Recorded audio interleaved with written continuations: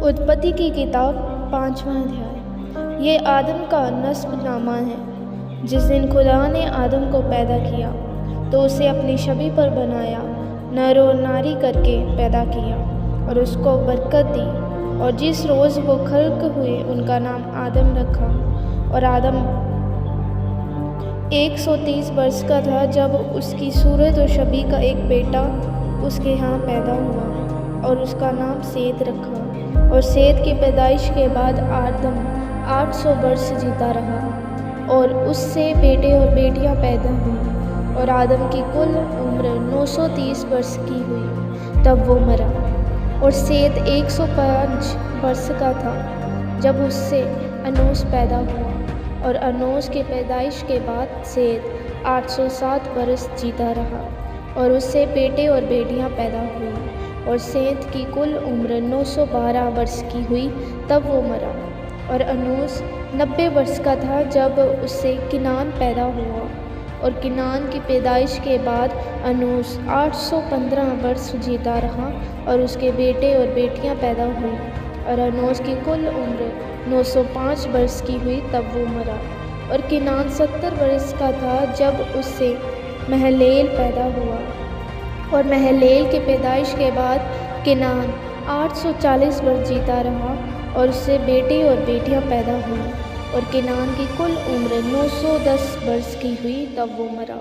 और महलेल 65 वर्ष का था जब उससे यारिद पैदा हुआ। और यारिद की पैदाइश के बाद महलेल 830 वर्ष जीता रहा और उससे बेटे और बेटियां पैदा हुई।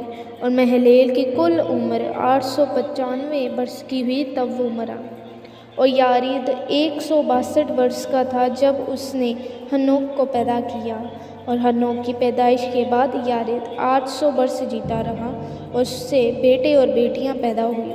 और यारिद की कुल उम्र 962 वर्ष की हुई तब वो मरा। और हनोक 65 वर्ष का था जब उससे मतुसेलह पैदा हुआ। और मतुसेलह की पैदाइश के बाद हनोक 300 वर्ष तक खुदा के साथ साथ चलता रहा और उससे बेटे और बेटियां पैदा हुई।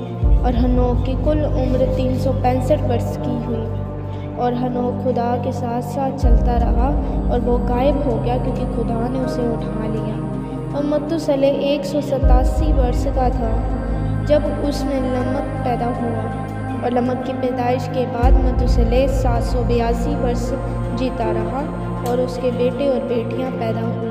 और मतुसेलह की कुल उम्र 969 वर्ष की हुई तब वो मरा।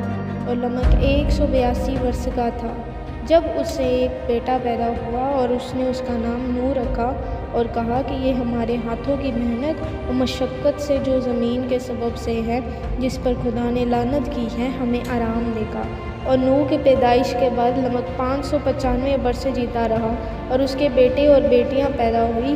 और लमक की कुल उम्र 777 वर्ष की हुई तब वो मरा। और नूह 500 वर्ष का था जब उससे सीम, हाम और याफत पैदा हुए।